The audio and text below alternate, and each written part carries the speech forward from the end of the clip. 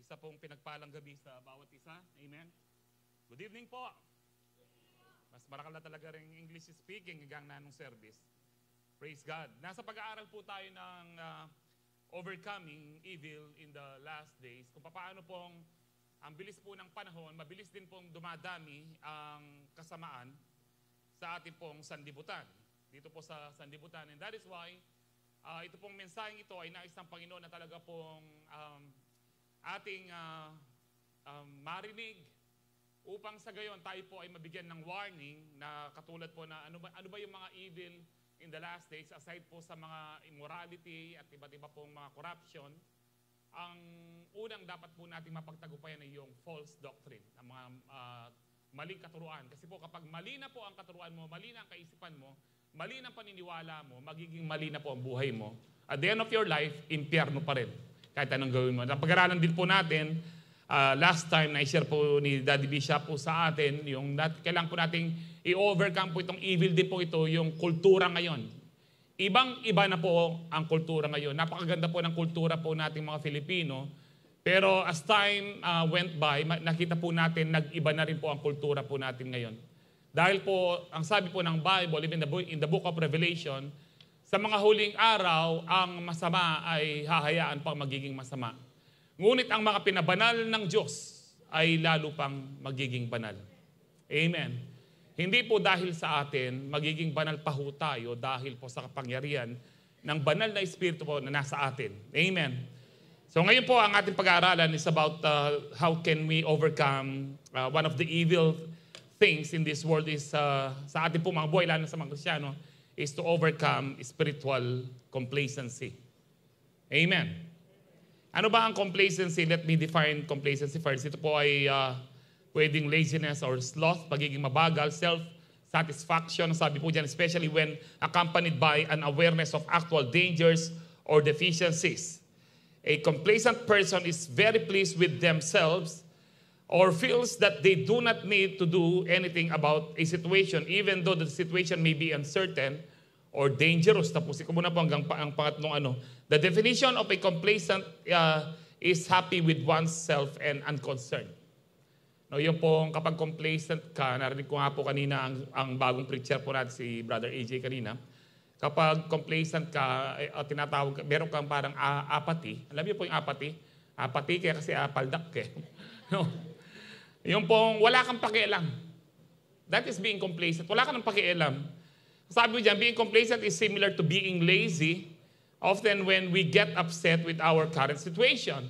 Kahit po sa atin po, no, sabi po dyan, but refuse to work to improve, we are being complacent. Sabi ko. Alam niyo po, yung mga taong walang pakialam, mga complacent, kahit po marumi ng bahay, hindi po maglilinis yan. Tamad po, complacent po. Now yan po ngayon ay i-evaluate po natin ang bawat isa po sa atin, ang buhay po natin spiritually. Last year po, September din po, napag-usapan po natin ito, beware of complacency because complacency, it will make you poor, it will make you a slave, and it will set you apart from God. Na ito po ay nandito rin po ang ating pag-aaralan. So ang sabi po dyan, a complacent person never works to reach their potential because they feel that it is pointless. Para saan pa? Ba't ako magsisipag? Yung po mga ganyan. Para saan pa? Bakit pa ako mag-a-attend pa ng CU? Nag-a-attend naman ako ng Saturday o kaya Sunday. Para saan pa? Ba't ako mag-a-attend ng Wednesday? At para saan pa? Bakit ako magbabasa ng Bible every day? No, at yan po ang ating titignan kung nasa tama ho ba tayo. Ang mga synonyms mo nito is laziness, slothfulness, pagiging mabagal, procrastination. Ito po yung yung bukas na lang. Yung manyana habit po natin ng mga Filipino. Pagpapaliban, pagpapabukas, yan po ang sa Tagalog po niya. To procrastinate, ang sabi po dito is to be slow or late about doing something that should be done. Yung, ay, tsaka na lang yan. Sino po sa inyo, kahit po sa mga estudyante, marami po ako nakikita ganito kasi ganito po ako dati. Mahilig po tayo sa rush. Kung kailang isang araw na lang, malapit na yung gusto po natin yon. And that is evil. Binibigyan po natin ng stress ang ating sarili, ang ating katawan. And did you know that, ang sabi po ng mga medical experts, that stress is the mother of all diseases. Ang pagiging stress, ang pagiging under pressure, ang na ano po no, na stress ay diyan daw po na nanganganak po o nabubuhay ang cancer. Ang Lord ayaw po niya may stress tayo, kaya nga come to me, ang sabi po ng Lord sa Matthew 11:28, all who are weary and burdened, lahat kayong na-stress, ang sabi ng Panginoon, lumapit kayo sa akin. Nabibigat ang lupa, under pressure kayo, and I will give you rest, ang sabi ng Panginoon. Because, alam niyo po, hindi po totoong gusto po ng Lord na ikaw ay na-stress. Kung ganun pala, Pastor, bakit kaya hinahayaan ng diablo na bigyan tayo ng problema? Dahil sa mundo pong ito, natural ang problema, Kristiyano ka man o hindi. In this world, ang sabi po sa Matthew 16:33, you will face trouble, you will face tribulation. But be of good cheer, for I have overcome the world, ang sabi po ng Panginoon. Kahit may problema, hindi ibig sabihin na dapat kang pa-stress. Dahil ang sabi po ng Panginoon sa Isaiah, dumaan ka man sa ilog ng problema o sa apoy ng problema, sasamahan kita. Amen ho ba? Sinamahan po tayo sa pandemic. Sinasamahan po ako ng Lord for ngayon sa aking dialysis for almost 17 years. Kaya nga po, bakit ako pa-stress kung ako ay mag-dialysis na ako? Ba't ako pa-stress? Kasama ko naman ng Lord.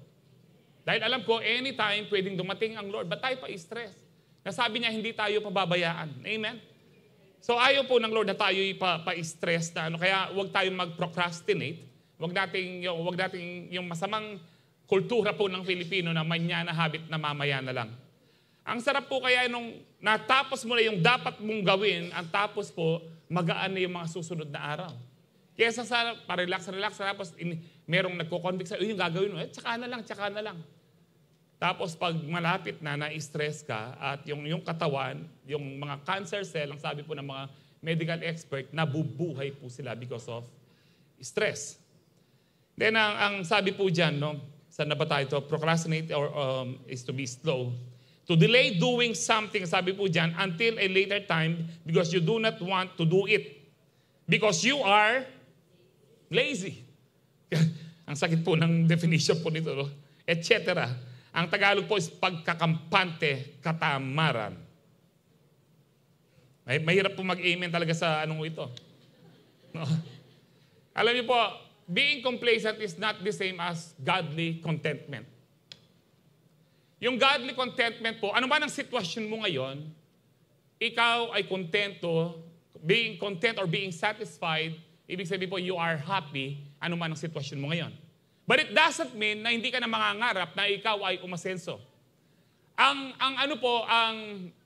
complacent person, wala na po yung pakialam kahit anong sitwasyon niya.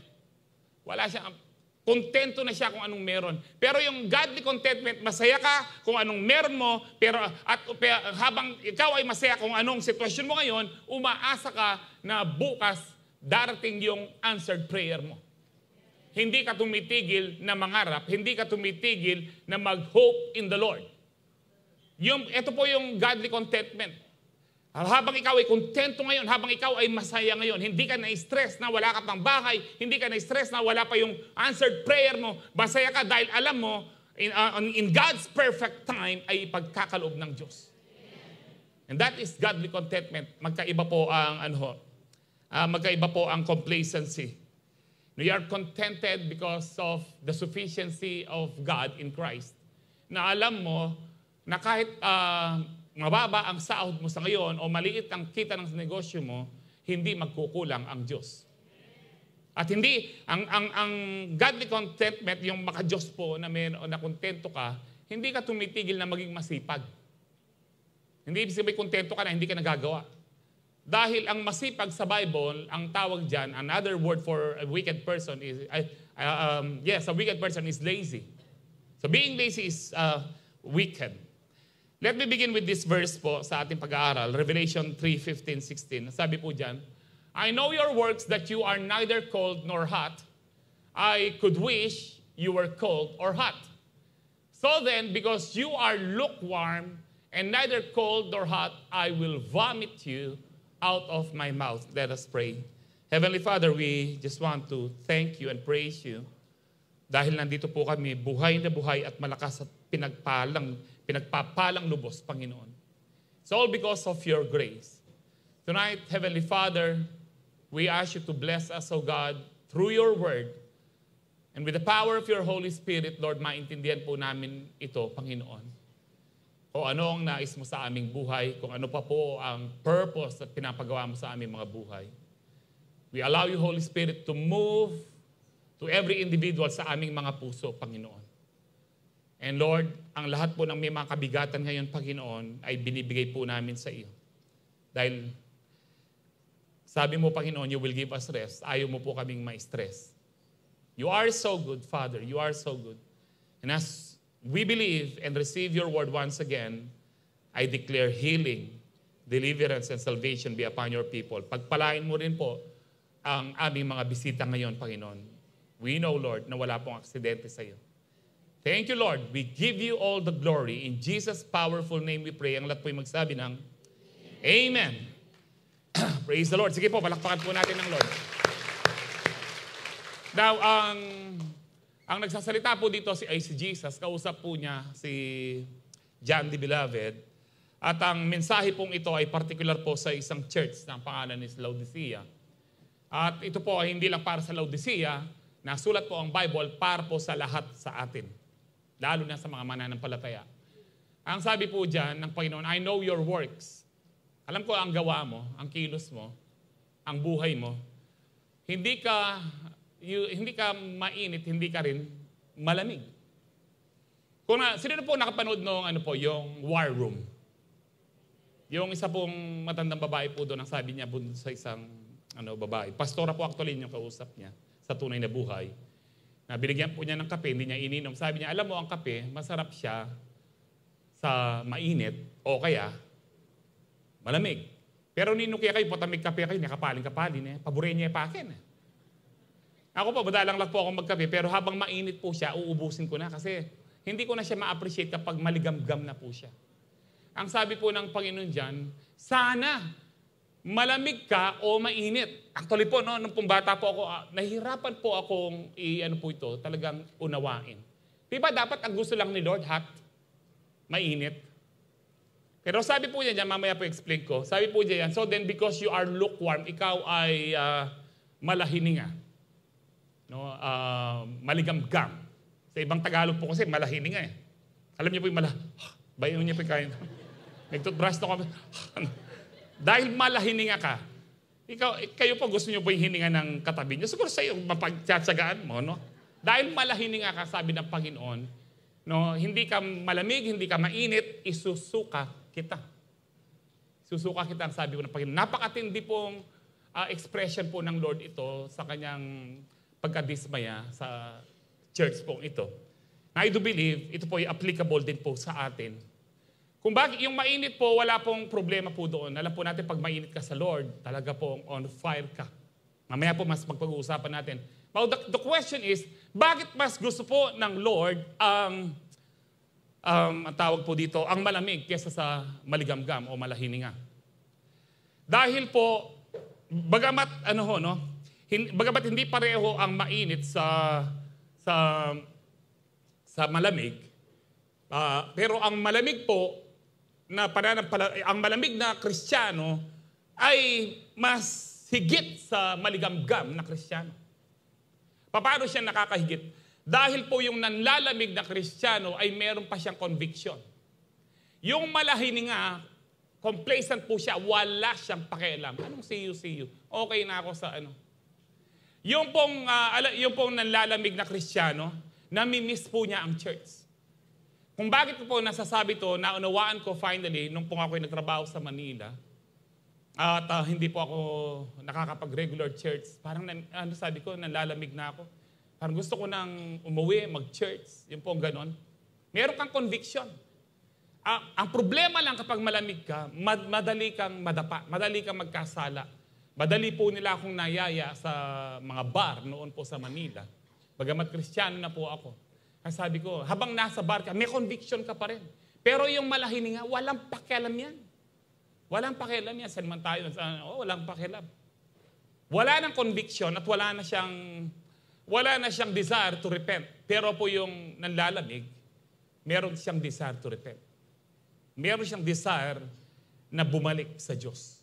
Yung complacent, wala siya. Nag-a-attend naman ako, Lord. Ginagawa ko naman yung gusto mo. Ito po yung ano. I hope nakukuha niyo po ito. But hindi ko po sinasuggest, hindi rin po sinasuggest ng Bible na ikaw ay maging malamig. Throughout the Bible, ang gusto ng Bible ay ikaw ay maging mainit lagi sa Panginoon. Mamaya po, may mga verses po tayong pakikita po dyan. Napaka-delikado po nito because spiritual complacency will lead you to spiritual death. Eventually, mamamatay ka. Hindi po totoo yung once saved, always saved, na minsan po may mga nakausap po kami sa ganyan. Papaanong ikaw ay na-born again, ma-unborn daw. There's no such thing as unborn in the spirit. Even in the physical, walang unborn. Physical or spiritual, ang ikaw ay pinanganak, whether physical or spiritual, ikaw ay pwedeng mamatay pa rin. Na-born ka in the spirit, pero kapag pinabayaan mo yan, pwede kang mamatay uli. Now, spiritually dead, ibig sabihin po, hiwalay ka na naman sa Diyos. Amen. So number 1, spiritual complacency can be overcome if we do not crave the things of this world. Ma-overcome po natin ang spiritual complacency, ang lukewarmness, kung hindi po natin i-crave. What is the word crave? Ang crave po is to have a very strong feeling of wanting something. Na yung talagang meron kang pagnanasa na gustong-gusto mo. Feel a powerful desire for something. Sabi po dyan, ang mga synonyms man is long for, yearn for, hunger for, thirst for, dream of, aspire to, set one's heart on. Ang Tagalog po, para mas maliwanag, ito pong Tagalog ng crave, pagmithian ng labis, magmithi ng labis, manabik ng labis. So wag nating masyadong mithiin o labis na mithiin po ang mga bagay sa mundo para hindi po tayo manlamig. Isa pong delikado po yan.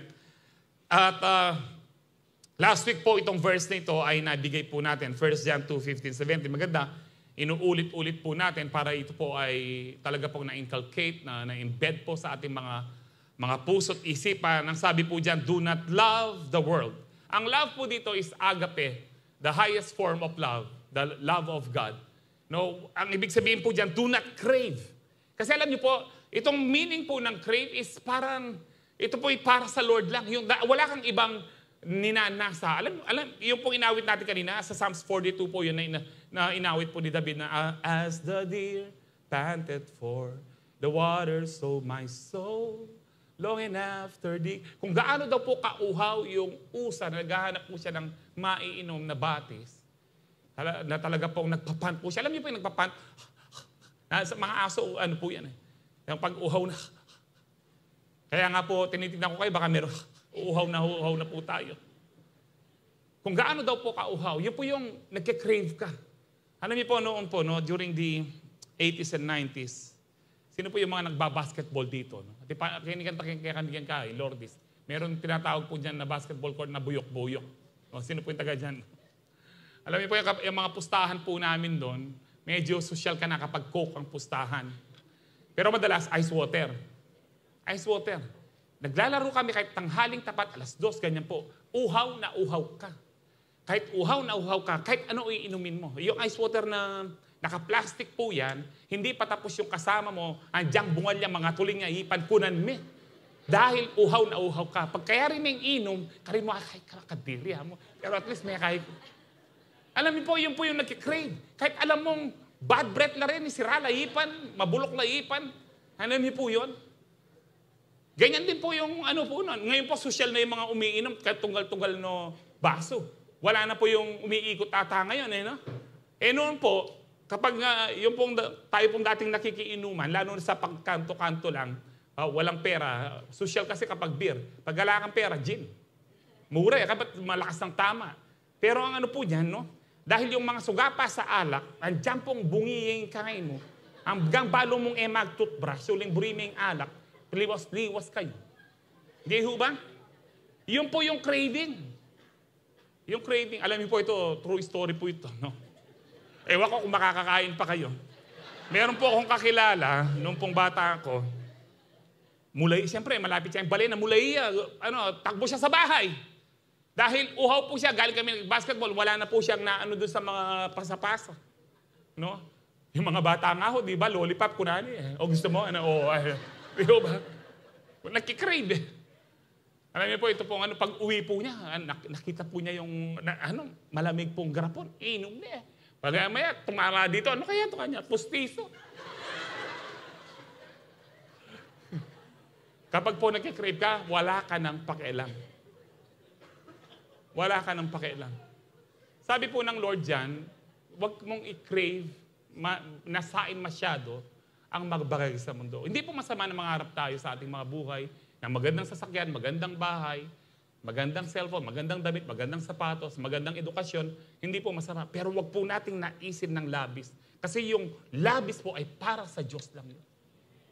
Sabi niya, if anyone loves the world, love for the Father is not in them. Kung masyado mo kinikrave ang mundo, hindi mo mararanasan ang pag-ibig ng Ama. And then verse 16, ang sabi po dyan, for everything in the world, the lust of the flesh, lust of the eyes, and the pride of life, na-discuss na po natin ito, no? Comes not from the Father, but from the world. Ang sabi po dyan, the world and its desires. Lahat po ng kinikrave natin, na gusto po natin, they pass away.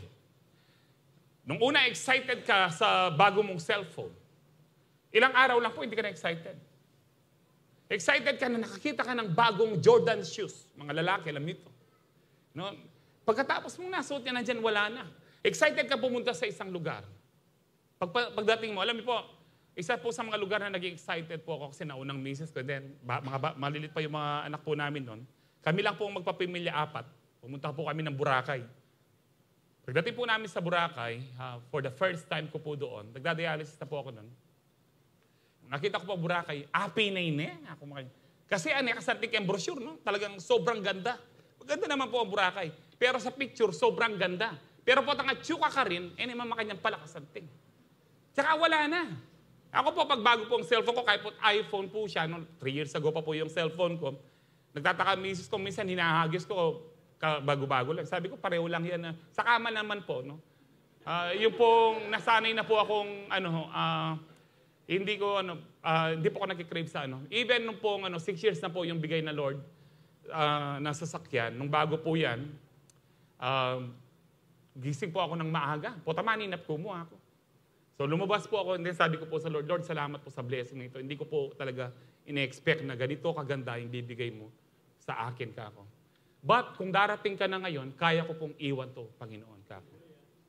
Dahil hindi ko po, alam niyo po sabi ng Panginoon, where your treasure is, there your heart will also be. Huwag niyo pong ilagay ang puso niyo. Kahit po nung binangga po ng panganay ko yung sasakyan, no? Bago-bago po siya noon. More than, magpo 4 years pa lang ho ang sasakyan po noon. At sabi ng Toyota, nasa 150,000. Ay, ng Isuzu, nasa 150,000 ang Nung umiyak po yung anak ko at nakikita ko yung sirang sasakyan, sabi ko, anak, wag ka nang iiyak. Pabayaan mo yung sasakyan. Dati naman tayong walang sasakyan. Dapat po kapag kinikrave nyo na masyadong tapos may nawawala, binibigyan nyo ng sentimental, isipin mo yung pinanganak ka, meron ka bang dalang sasakyan? Meron ka bang dalang diamond sa po? Wala po. Sabi po ni Job, pinanganak po tayong hubad, aalis tayong hubad. Huwag tayong manghawakan sa mga material na bagay. It will make you complacent kapag masyado kang materialistic. Amen, huba? So when you crave the things of this world, you will tend to be complacent in your spiritual life. Desiring too much of the things of the world is so dangerous. Sobrang po. Tingnan po natin sa 1 Timothy 6:10. Sabi diyan, yet true godliness with contentment is itself great wealth. Sa ibang salin po, na-explain po kanina ito, yung pong godly contentment is great gain. Pag yung great gain pala, ibig sabihin po nito, ito ang talagang yaman. Yung kontento ka kay Kristo. And then sabi diyan, after all, we brought nothing with us when we came into the world. Nasabi ko po kanina ito, and we can't take anything with us when we leave it. Wala tayong madadala. And then verse 8, sabi diyan, so if we have enough food and clothing, let us be content. Let us be happy for the time being kung anong meron tayo. Let us be satisfied in the Lord. Let us be happy in the Lord. Kung ikaw ay nakakakain naman, let us be happy in the Lord. Amen. Ay, kung mag-amen, masaya ba mag-amen, Ken? Sabi po diyan, but people who long to be rich, yung nag-crave ka masyadong maging mayaman. Take note, hindi po masama ang maging mayaman. Dahil yung ating father of faith na si Father Abraham, no? Kung binasa niyo na po yung Book of Genesis, si Abraham, ang kanyang anak na si Isaac, saka yung apo na si Jacob na naging pangalan niya ay Israel, ang description po sa kanila, they were very rich in silver, gold, and livestock. Kaya nga po, kayang i-rebuke po ni Abraham ang hari ng Sodom, na binibili po yung 318 na mga warrior po niya. Sabi niya, hindi ko bibebenta yung mga katauhan ko. Baka sabihin mo, ikaw ang nagpayaman sa akin, sabi po niya. Dahil alam ni Abraham na mas higit siyang mayaman kesa sa isang hari. Ang sabi po ng Bible, we are blessed along with Abraham. Ibig sabihin po niyan, kung paano ligtas si Abraham, ligtas din tayo dahil kay Kristo. Kung paano pinagpala si Abraham na very rich ka rin kapatid dahil nasa iyo si Kristo. Maaring hindi natin hawak yung very rich po natin, pero hawak natin si Kristo. That is why very rich po tayo. Amen. Kaya nga ho dito, yung masyado kang gusto mong yumaman sa mga pananalapi, sabi po dyan, fall into temptation. Yung nagsisinungaling na, lalo na rin ang magtinda ka rin tawag dyan, networking. No? Nasubukan ko po noon yan eh. Kailangan kang mamuladas para sa aliya mo, pagsisinungaling. Bahala yun. Marok po yung makanyan. Yung saliin mo na pamilitan. Amen. Kaya nga, and are trapped by many foolish and harmful desires that plunge them into ruin and destruction. Nasisira ang kanilang buhay kasi nakikipag-compete sila.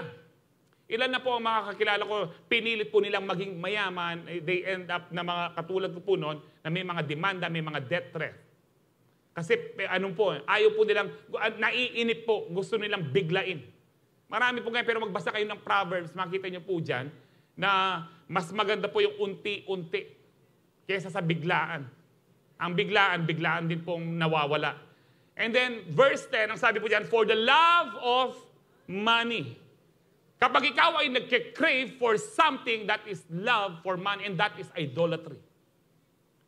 Sabi, for the love of money is the root of all evil. Money is not evil, but loving money, craving for money is evil.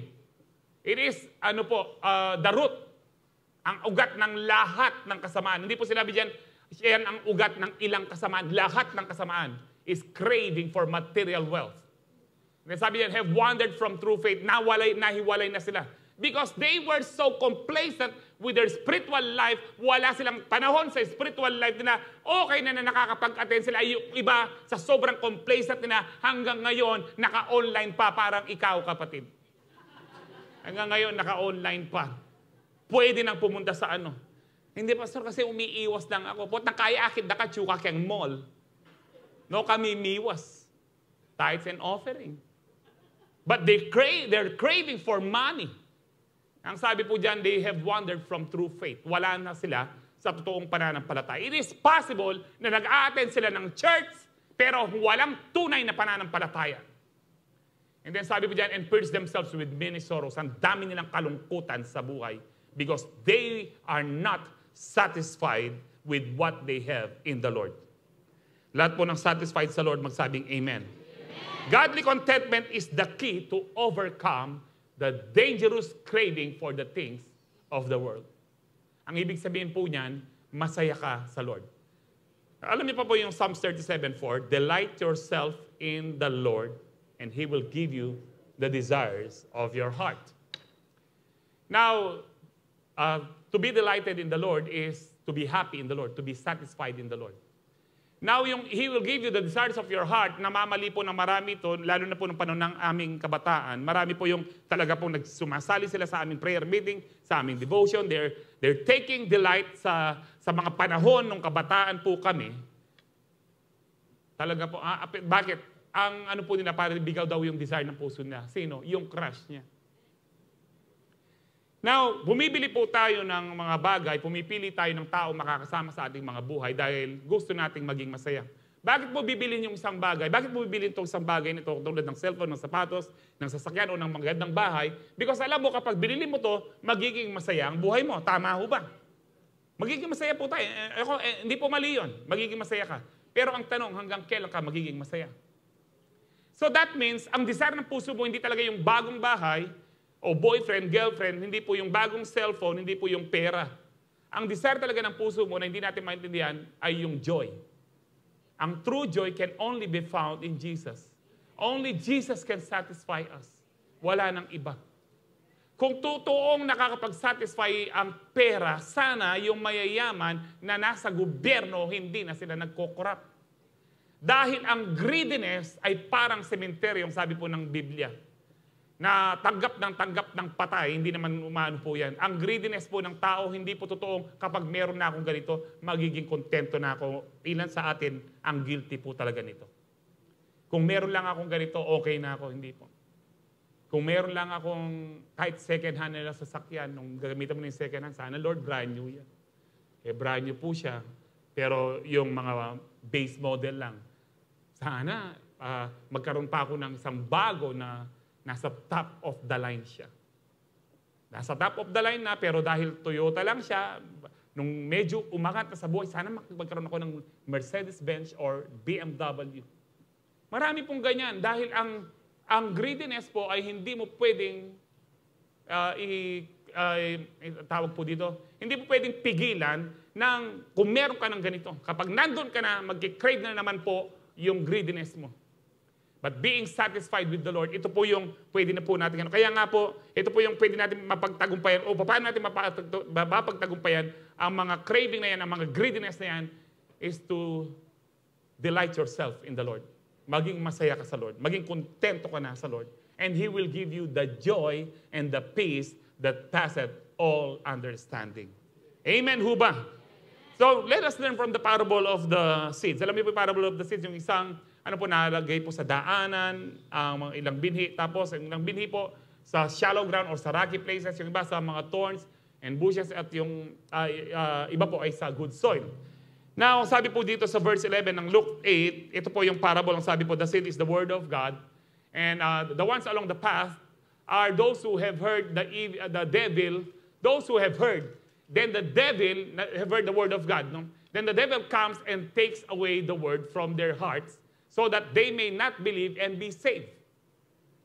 Now, kahapon po, na-explain ko po ito kasi one of the fresh revelations po sa akin ng Lord, hindi totoo po yung natamnan naman siya.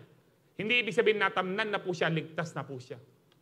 Kaya sabi ng Lord, go and plant a seed of word? No, go and make disciples. So delikado po yung iniisip natin, baka tinatamad lang tayong mag-follow up. Total, natamnan ko na siya. Yan po natamnan, pero dumating ang dyablo, mas pinaniwalaan niya ang dyablo. Yan po ibig sabihin niyan.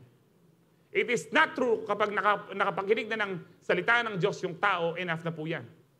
Ito po yung sinasabi ng Panginoon, hindi enough yung nakapakinig ka tapos wala na. Maaring marinig mo. Halimbawa po, nakikinig kayo ngayon, mamaya paglabas nyo, mas nakinig kayo sa dyablo, hindi man totoo yung panyabihan ng Pastor Manny. Pero sabihin ko sa iyo, hindi ko po panyabihan ito. Nasa Bible po. Amen? Hindi ko po ito panyabihan. Nasa Bible po ito. Kaya sabi po dyan, sa verse 13, and the one on the rock or yung shallow ground are those who when they hear the word, receive it with joy. Agad pong umusbong po ito. Pero dahil po walang root, sabi dyan, but these have no root, they believe for a while. They were saved for a while. To believe is to be saved. They were saved for a while, and in time of testing, fall away. Bakit po? Naging complacent po, hindi po niya pinalalim ang kanyang ugat. Ang sabi po dyan sa next verse po, no? And as for what fell along the thorns, ito naman po, they are those who hear, but as they go on their way, they are choked by the cares and riches and pleasures of life, and their fruit does not mature. Umusbong naman sila, nagbunga naman, pero yung bunga po nila hindi nag-mature. Ang nais po ng Lord, mag-mature po ang ating mga bunga. Lalo na sa mga bunga ng kaluluwa. Ang sabi po dyan, paano po silang they were choked, no? Ang sabi po, tikalakad. No, sabi po dyan, they are choked by the cares and riches of... Paano? Ay, Pastor, hindi ako makakapag-attend ng church kasi busy ako sa trabaho, busy ako sa aking business. Na-choke po sila dahil po complacent sila spiritually. Napaka-busy nila sa mga material things. Eh, ano pong nangyari po sa kanila? Hindi po sila nag-mature. Yung tatlo pong ito, hindi sila saved. Nakapakinig, tinanggap ang salita ng Diyos, pero hindi sila saved. Pero yung good soil, ito po yung good soil. Ang good soil po, hindi ibig sabihin na, ako kaya pinanganak akong good soil. Ako kaya, bad soil ako. Para bang, pag ganun po, para bang kasalanan ng Diyos? Nasa Diyos kung gagawin niya tayong good soil? No. Ang good soil po dito, dinefine niya dito, and as for the good soil, they are those who, hearing the word, hold it fast. Kung gusto mong maging good soil, panghawakan mo. Hold it fast. Hold on to the word of God. That is being good soil. Being good soil is a choice. Kung pinanghahawakan mo ang salita ng Diyos, hindi ka nagiging complacent spiritually, at hindi ka nagiging complacent sa pag-Bible study mo, sa pag-aaral ng salita ng Diyos. Ang sabi po dyan, hold it fast in an honest and good heart, bear fruit with patience. Merong pagbabata para tayo magbunga. Amen ho ba? So instead of craving the things of this world that can destroy you, ang sabi po dyan, desire more of God and His Word which can save and bless you. Only the Word of God can save and bless us. Desire more of God and His Word. Amen ho ba? Jesus is the only one who can satisfy you. Amen. Wala nang iba kundi si Jesus lang po. Kaya hindi po yung things of this world. Wala po. Kahit po yung, sana kung ito yung mapapangasawa ko, hindi po totoo yun. Wala pong nakapag-asawa dito na perfect po yung asawa po niya. Pero hindi ibig sabihin, hiwalayan po natin yan. Mamahalin na po natin yan. Nandiyan pong nanuya pa po in bow na. Kahit ano pa po yung itsura niya, ano pa po yung ugali niya actually. Kasi kasal na ho tayo. Amen. And then, number 2 po, spiritual complacency can be overcome if we do not neglect godly fellowships. Now, ang pag-attend po ng church at saka po mga CU, it could help us, ang pag-attend po ng CU, pati pong services. Itong mga bagay po ito could help us na hindi po tayo maging complacent or maging lukewarm sa ating pananampalataya. Now, let me explain first kung ano po ang fellowship. Ang fellowship po, iba po siya sa socializing. Socializing po ay yung pong nakikipagkwentuhan ka lang pero wala ang Diyos. That is socializing. Kaya nga po yung CU nyo, kung nagsisiyo kayo pero hindi nyo pinag-uusapan si Kristo, that is not CU fellowship. Yun po ay socializing. Dapat po maliwanag pa sa inyo ito, mga forerunner. Pastor, kasi itang member ko, may kwentuhan mo kayo. Ikaw ang forerunner, dapat ikaw ang masunod. Amen. Ngayon, kung yung forerunner nyo, siya yung nakikipag-socializing, i-rebuke nyo. Kapatad, may dindami Pastor Manny. Socializing yan. No? Socializing. Iba po yung socializing sa ano. Bagamat po, meron po magandang effect ang pagkikipag-social. No? Yung hindi po yung sosyalan na ano po, yung meron kang social life, nakikipag-converse ka, nakikipag-usap ka, nakikipag-kwento ka sa ibang tao. Ang sabi po ng mga medical expert, kapag meron kang social life, ito po yung nagpapahaba ng iyong buhay.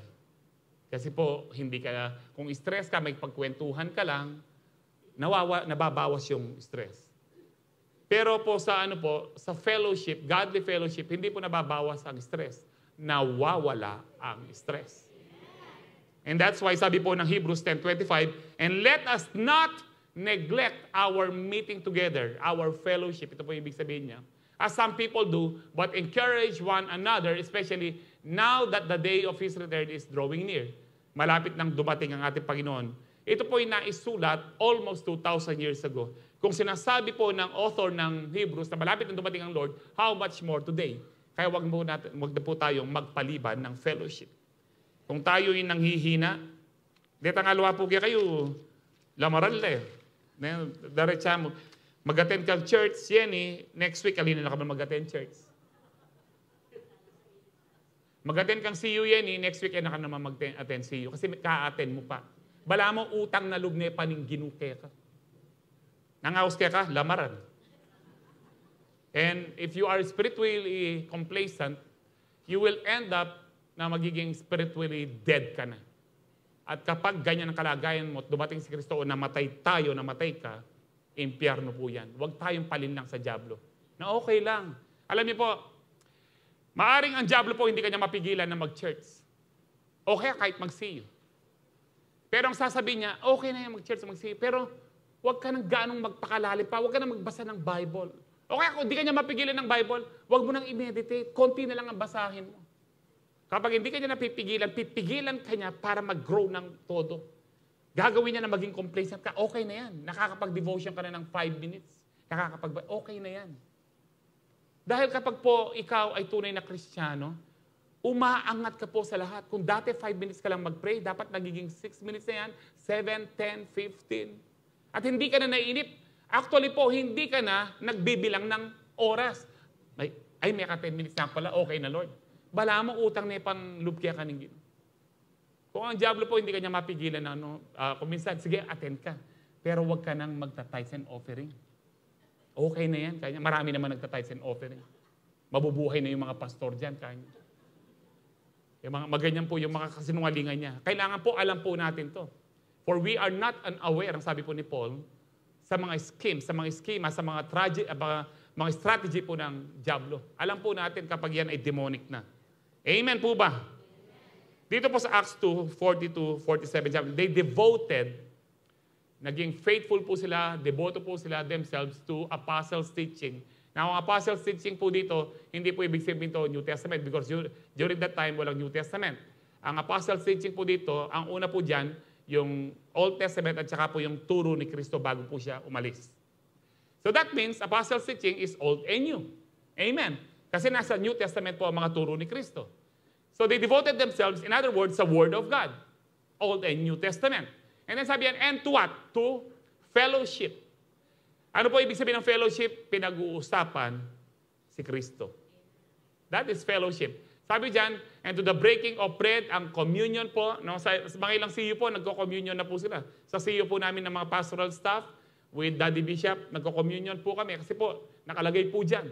Bakit po importante mag-communion? Because it is so powerful na maalala mo muli ang ginawa ni Kristo sa krus ng Kalbaryo kung bakit kaligtas dahil sa krus na ginawa po ni Kristo, tinapos ni Kristo. And then, ang sabi po dyan, to the breaking of bread and to prayer. And prayer po. Kasama po yan lahat sa fellowship. Ang sabi po dyan, dahil sa fellowship, everyone was filled with awe and the many wonders and signs performed by the apostles. Dahil merong fellowship, merong prayer, merong word, merong communion, merong pong signs and wonders. Nagbunga po ng miracle. And then verse 44, ang sabi po dyan, all the believers were together and had everything in common. They sold property and possessions to give to anyone who had need. Kapag ikaw ay merong fellowship at nagiging, kung paano mainit yung ka-fellowship mo, nagiging mainit ka rin. Kapag generous yung mga ka-fellowship mo, nagiging generous ka rin. Dahil po, itong mga believers in the book of Acts, lagi, regular po ang fellowship po nila. Everyday po yan. Sa atin po, kung minsan once a week lang. Sila everyday po, natutunan po nilang maging generous. Yung mga mahirap sa kanilang mga kasama po sa church, tinulungan po nila. And then, verse 46 sabi, every day, ito po yung sinasabi ko sa every day they continued to meet together in the temple courts. Nasa gilid po ito sa colonnade of Solomon. No? Nasa gilid po ng church. Doon po sila lagi every day. Meron po silang CU every day. Kaya katamo, pilan mong beses sakay at pilan niya ang oras, magreklamo tamo. Tahimik po. They broke bread in their homes. Ito pa, nagmi-meet na sila sa temple courts ano po ni Solomon, ang tawag po doon sa temple courts na yun, sa side, is Solomon's colonnade. And then, nagmimit pa sila sa bahay, nagsisiyo pa sila sa bahay. And ate together with glad and sincere hearts. Ito po yung maganda, yung ate together, no? Kumakain, pero ang ate po dyan is yung communion, no? Praising God and enjoying the favor of all the people. Ito po yung bunga ng fellowship, and the Lord added to their number daily those who were being saved. Bakit po daily? Kasi daily po yung Sa atin po ngayon, hindi po everyday ang atin pong Pero everyday, bukas po ang church natin dahil buhay po ang Diyos dito sa church na to. Pero nagsi-church ka at saka nagsisiyo, yun lang ang binibigay po natin kay Lord, hindi pa natin maibigay. Kapag ganyan ho tayo, tapos nag-a-attend ka nga, pa-absent ka naman sa mga susunod, na wala mang kwenta yung reason mo, na kasi po ganito kaya hindi ako makakapag-attend ng church, kasi ganito po kaya hindi ako makakapag-attend ng CU. Pero kapag nasa balik ka na ng kamatayan, nasa hospital ka, araw-araw, oras-oras tinatawag mo ang Lord. Potang masalese ka, ala kang panahon kaya. Anong tawag dyan? Lamaran. Kapal ng mukha. Yan po yung mga tawag po dyan. Hintay pa ba ho natin that we learn the hard way? Na ikaw ay ma-hospital, ma-aksidente, maging magka-tragedy sa buhay mo, bago ka talaga na maging fully committed kay Lord. And having said that, number 3, spiritual complacency can be overcome if we do not abandon your first love. If we do not abandon our first love. Sino po ang first love po natin? Jesus. Dengalwa, di man. First love never dies ko ang pin eh. No? First love never dies.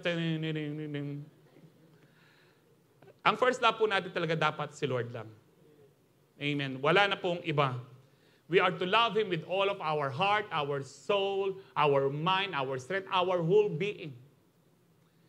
Sabi ng iba, imposible yon. Yes, sa ating sarili, imposible po. Pero bakit tayo pwedeng magmahal?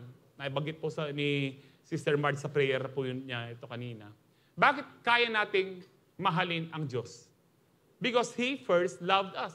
Nasa 1 John 4:19 po yan. Kung bakit natin naiibig ang Diyos dahil una siyang umibig. Ano po ibig sabihin po nitong we love because He first loved us?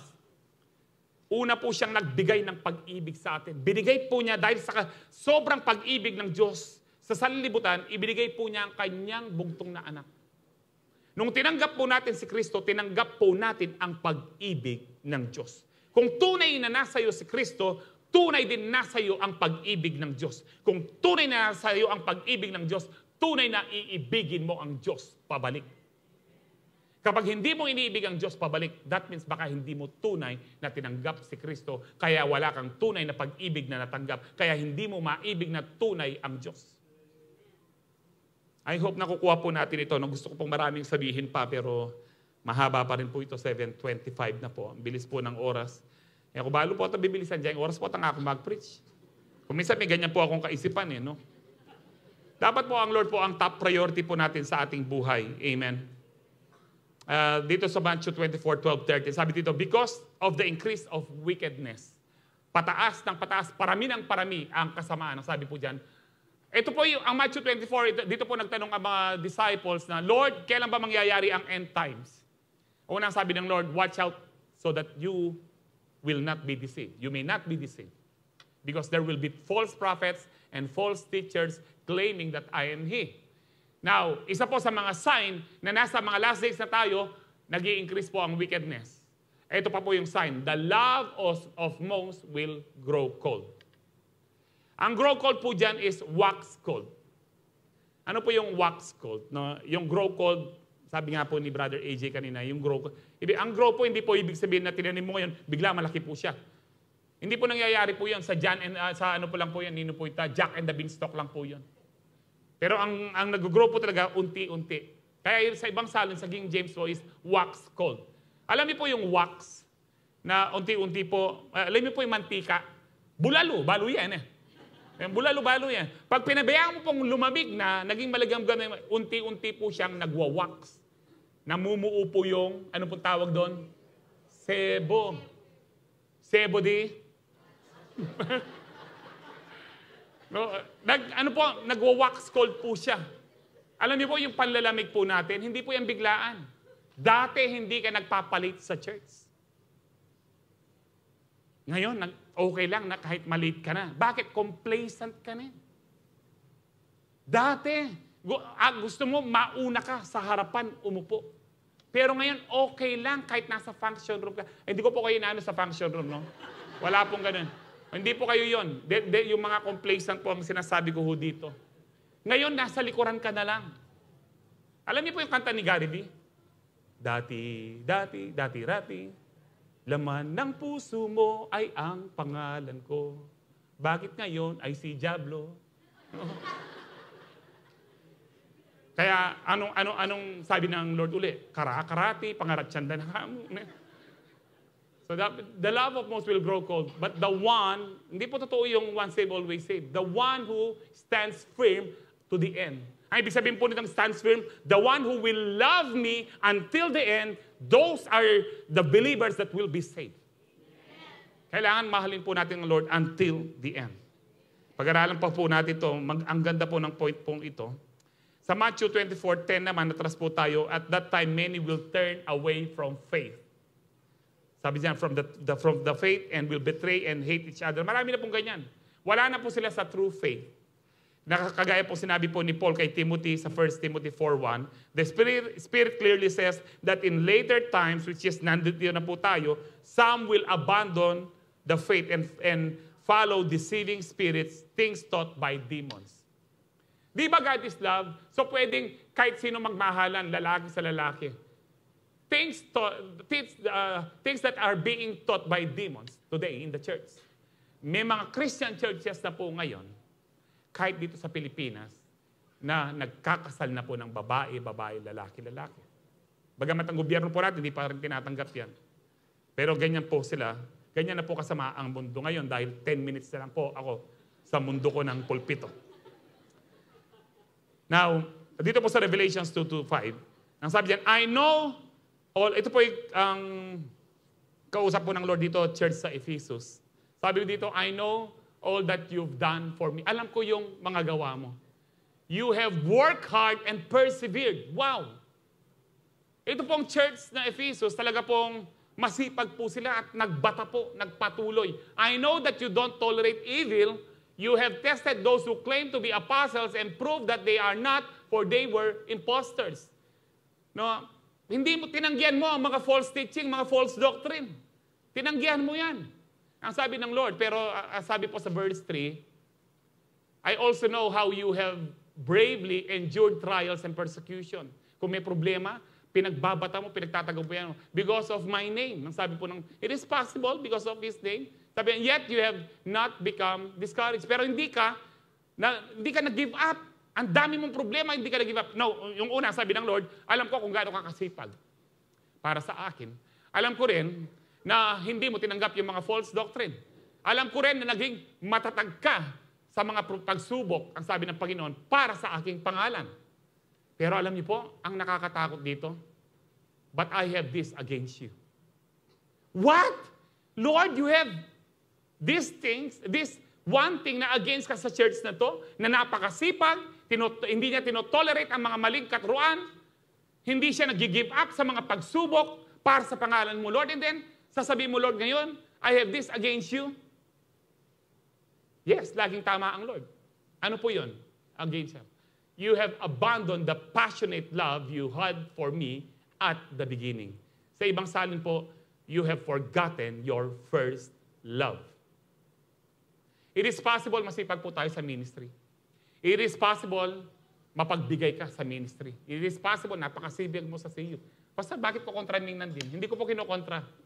Patuloy po tayong maging masipag sa ministry. Tama po, patuloy tayong maging mapagbigay. Tama po, patuloy po tayong maging matatag sa mga pagsubok. Tama po yun.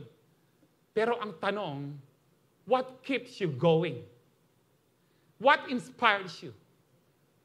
What is motivating you to do those things?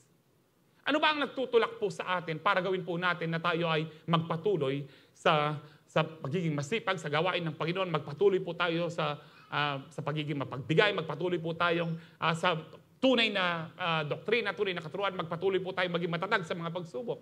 Ano nag-inspire po sa atin? Is it the love for Christ pa rin po ba? Bakit po kayo nandito? Is it the love of Christ? Or kailangan, Pastor, ritual eh. Yan po ang problema ng mga church sa Ephesus. Naging religion na po siya. Naging ritual na lang. Naging obligasyon na lang. Eh kasi kapag hindi ako nag-church, baka isipin nila hindi ako Kristiyano o nagiging backslider na ako. Eh kasi kapag hindi ko nagbigay, baka isipin nila hindi ako generous. Ang dinidiman po nito ng Lord, sabi niya, you have abandoned the passionate love you had for me at the beginning. Naalala niyo po nung unang araw na tinanggap po natin ng Lord. Yung totoo pong tinanggap, hindi lang po yung yung gusto mo, sa mga testimony, narinig ko po ito, gusto mo, yung Lunes maging linggo na o kaya Sabado. Para pong hinihila mo yung araw. Pero ngayon, ay, Sabado napit. Ay, Domingo napit. Kapag ganyan na po yung attitude po natin, pero nag-church pa rin tayo, masipag pa rin tayo, na inabandon na po natin ang pag-ibig natin kay Kristo. Aligagawan ko ini kay Kristo, ginagawa ko ito para kay Kristo. Yes, ginagawa mo yan para kay Kristo. Pero meron bang pag-ibig ang paggawa mo para sa Diyos? Tahimik po, no? Ito pong Book of Revelation ay para po sa mga end-time church. And we are living as an end-time church. Nandiyan pa ho ba kayo? Tuloy kayo pa. Ano pong sabi po ng Lord? Next verse. Think about how far you have fallen. What? Malayo na pa sila. Bumagsak na pala sila, malayo. Napakasipag nila sa gawain ng church. Tunay na doktrina pa rin ang pinanghahawakan nila. Matatag sila sa pagsubok. Pero sabi ng Lord, malayo na kayo. Saan sila malayo? Malayo na po sila sa pag-ibig ng Diyos. Hindi na nila ginagawa yon para sa pag-ibig nila sa Panginoon. At ito po tayo ngayon. Then sabi po dyan, repent and do the works of love. You did at first. Sa ibang salin po, simple lang po siya. Dito in-expound po ng TPT, repent and do the works. Ang sabi lang po doon, you did at first. Pero yung work po dito is talagang work of love. It doesn't mean that we are saved by our good works. No. Our good works, ito po yung bunga ng ating salvation. Amen. Inuulit-ulit po natin to kasi kung minsan pag may tatanungin po ako member natin, paano ka save? Ito mas save ako dahil kay Kristo at saka gagawan ko po ini. No, hindi na dapat wala yung gagawan ko po ini. Kaya mo ginagawa itong mga bagay nito kasi mahal mo si Kristo. Hindi para maligtas ka. Kasi mahal mo si Kristo. Alam niyo po alam ko po, siguro lahat po tayo dito na in love na. Nung na-in-love po tayo, nung na-in-love po ako sa ex-girlfriend ko, na asawa ko na po ngayon, puta rin, atin yung ex-girlfriend ni Pastora. Na, para po makapag-date lang po kami, ako magmerienda. Kaya naglupa ko pong rugby boy kante. Kaya sabi po nila, lupa kong tukukan, makailang kagrabe maglait po. No? Pero wala ko pakialam. Mukha po akong batang hamog. Kaya bakit? In love ka eh. May mga barkada po kami, nung high school po kami, maaga sila nag-girlfriend, boyfriend. Hindi na po namin nakakasama sa basketball. Tolo, nakamakiabekia kami, may loko na kaking babae yan. Bakit? In love siya. Pag in love ka, iiwanan mo ang lahat, makasama mo lang yung taong mahal mo. Ngayon, mas masarap pong ma-in love kay Lord. Dapat po turuan natin ang ating sarili na ma-in love kay Lord. Hingin po natin, Lord, gusto ko pong ma-in love muli sa iyo. Gusto ko pong maranasan muli yung pag-ibig mo para ma-in love ako. Masarap pong ma-in love kay Lord. Pag in love ka kay Lord, wala kang pakialam doon sa nagsasabing, lumagpas na ka banwa kanyan. Muna naman nalagpasan din banwa lang makanita. Tambay la rin sasabi kanyan. No? Then tambay rin, sinuportano pang Jose Manalo. Ano na daw po sila, may sustento na sila. Forever na tambay. Huwag po natin kunin po yung mga ganong kaisipan. Maging masipag po tayo, tama po yun. Maging mapagbata tayo sa ating mga pagsubok, tama po yun. Pero sa lahat ng yan, dapat po, bakit natin ginagawa yan? I-check po natin ang puso natin kung yan ay may pag-ibig sa Diyos. Ang sabi po ni Paul, kung isa-summary mo ang Bible, ang summary po niyan, one word, love. Love is the fulfillment of the law. Love is the fulfillment of the Word of God. Ibig sabihin po, ito na lang po tandaan nyo, lahat ng dapat natin gawin, dapat po nakabase sa pag-ibig ng Diyos na binigay niya sa atin. Bakit mo ginagawa yan? Dahil minahal ka ng Diyos at ngayon minamahal mo ang Diyos pabalik. Amen ho ba? Alam niyo po, kung ganyan lang ho tayo, magiging matino ang buhay po natin. Pamilya mo magiging matino dahil ginagawa mo para sa pag-ibig, hindi para sa pride mo. Kung meron ka pagmamahal sa Diyos, tayong mga asawang lalaki, marunong kang mag-sorry. Sa ating pong mga lalaki, ang hirap pong mag-sorry. Ba't kung mag-sorry pa sa mali eh? Iisa na lang po kayo. Kung mahal mo asawa mo, madali pong mag-sorry. Pilan lari mag-amen, ha? Inumburi yung tirahan ko, lalaki o babae? Pareho. Dahil may mga babae din pong may ma-pride. Kung may pag-ibig ka, wala kang pride. Amen, huba? Kaya nga po, yung being on fire sa Lord, that is being in love with the Lord. Being on fire is being in love with the Lord. It is possible po na tayo po ay talagang righteous pa rin, pero katulad ng sinabi ko po sa inyo. Ano po sabi po ng Lord kapag ganyan ka? I will come to you, sabi po niyan, and remove your lampstand, yung ilaw. Kung wala ka na sa ilaw, nasaan ka uli? kadiliman. Wala ka sa salvation. And from its place of influence if you do not repent. Nais po ng Lord na mag-repent po tayo. Lahat po tayo guilty po dito. Pati po kami. Sabi nga kahapon, lahat kami guilty kasi talaga bang ginagawa pa rin ba natin yung mga bagay dati na dahil sa pag-ibig natin sa Panginoon? O dahil obligasyon na lang? Gagawa pa tayo ng sermon, mga pastor, magpe-prepare pa tayo dahil mahal natin ang Lord o dahil obligasyon natin kasi pastor tayo? Tama po yun na may obligasyon po tayo na gawin. Pero ang pinaka dapat nauuna, dahil bakit natin ginagawa ang mga bagay para po sa Panginoon? Dahil mahal natin ang Panginoon. Ang sabi po ng 1 Corinthians 13:1-3, if I speak in the tongues of men and of angels, but have not love, ang sabi po dito, wala akong pag-ibig, maingay lang ako, I'm only, sabi po dyan, noisy gong, kahit na mag-speak in tongues pa ako ng iba-iba kanya, maingay lang ako para lang akong clanging cymbal. Alam niyo po yung cymbal, yung pong, alam niyo po, yun, kung yun lang ang papaluin at wala pong piano, walang bass guitar, wala pong kumakanta, maingay lang po yun. Ganun lang daw ho tayo. And if I have prophetic powers and understand all mysteries and all knowledge, and if I have all faith so that to remove mountains, in other words, kahit nakakagawa ka ng milagro, pero wala kang pag-ibig, ang sabi po dyan, we are nothing. I am nothing. Matindi po ito. Miracle worker po siya, pero it is possible na miracle worker po. Kaya sabi ng Lord, doon sa mga lumayo kay dyan, hindi ko kayo nakilala. Lord, nag-preach kami, naggumawa ka ng mga himala sa pangalan mo, nagpagaling kami sa pangalan mo, lumayo kayo. Hindi ko kayo nakikilala. Ito po yung mga taong naging complacent na sa relasyon nila sa Diyos. Wala na silang pag-ibig, pero nakakagawa ng milagro. Dahil sa kapangyarihan ng pangalan ni Kristo. Anong sabi dyan? We are nothing. And then next verse 3, sabi dyan, if I give away all I have, ibibigay ko man ang lahat ng yaman ko, and if I deliver up my body to be burned, i-sacrifice ko man ang buhay ko, pasunog ko man ang aking katawan, pero kung wala namang pag-ibig, I gain nothing. Wala kang makakamit. This is the very reason why, bakit nagtatight naman ako, pastor, nag-o-offering naman ako, nag-first fruit pa ako, pero ba't walang bumabalik? Dahil walang pag-ibig. Kapag walang pag-ibig po ang ating pag-offering, pagbibigay, paggawa sa Panginoon, hindi po yan babalik ng siksik, liglig at umaapaw. Mamaya po kung mag-offer tayo na may pag-ibig. Hindi yung napipilitan. Kung gusto po nating buhay ang ating mga tinanim at magbunga po. Kasi sabi po dyan, kahit ibigay mo lahat, ipasunog mo yung katawan, pero kung walang pag-ibig, walang babalik sa'yo, wala kang naging pakinabang. I gain nothing. I hope na maliwanag po itong mga to. Even if you can do spectacular things for the Lord, they are all useless without love. Walang pakinabang po kahit ano pong gawin mong kamangha-mangha para sa Panginoon. Pero kung wala na yung first love mo, wala na po. Bakit po? Yung hindi nagmamahal kay Lord, mga curse po yan.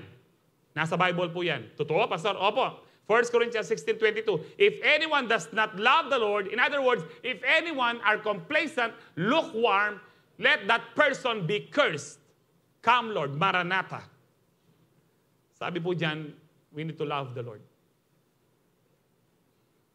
We need to not to be complacent sa ating mga spiritual life. And not to be complacent is minamahal natin ang Diyos kahit nasaan tayo, kahit anuman ang gawin po natin. We are loving God with all our heart, our soul, our mind, our strength, our whole being. Because nabubuhay lang po tayo dahil sa pag-ibig ng Diyos. Amen, huba? Jeremiah 48:10, a curse on anyone who is lax, who is complacent in doing the Lord's work. May mga sumpa po kapag tayo ay complacent. Amen, huba? So always remember this, mag-review na po tayo, oras na. In order to overcome evil in these last days, it is necessary to overcome spiritual complacency. Number 1, do not crave the things of this world. Do not neglect godly fellowships. Do not abandon your first love. Panghuli na lang po, medyo mahaba din po na pero this is very important. Gusto ko na po siyang tapusin. Revelations 3:2-6, sabi po dyan, wake up! Magising na kayo!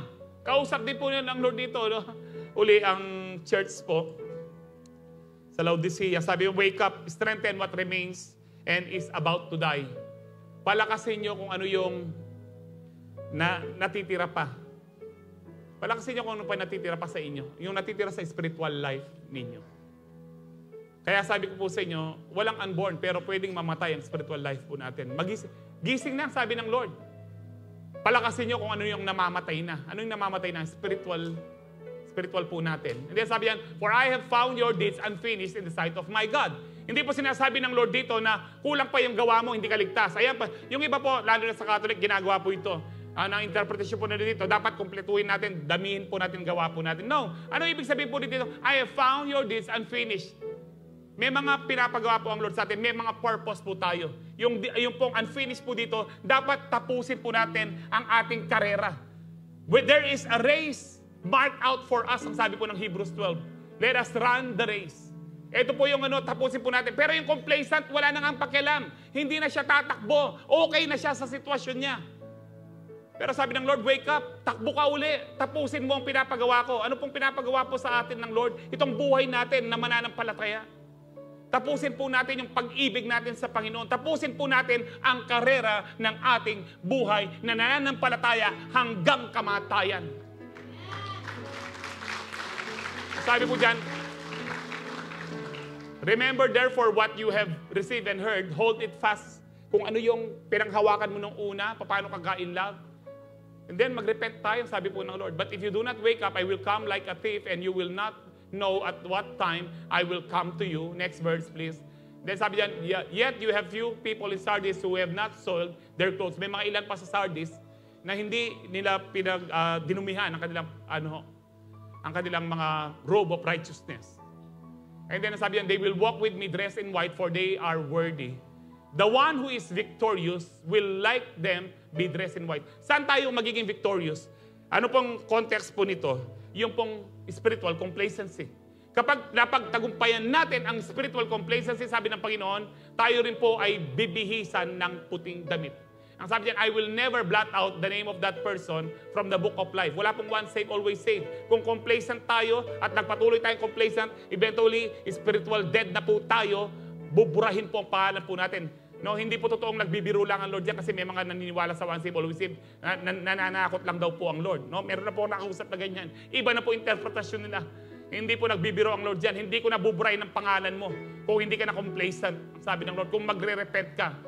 Sabi diyan, but will acknowledge that name, ang sabi po diyan, before my Father and His angels. Last verse, verse 6, whoever has ears, ang sinong mayroong pandinig, makinig po. Sabi po diyan, let them hear what the Spirit says to the churches.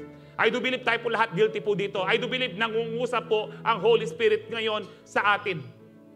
Na mas maging maalab po ang pag-ibig po natin sa Lord. Hebrews 6:12. We do not want you to become lazy, to become complacent, but to imitate those who through faith and patience inherit what has been promised.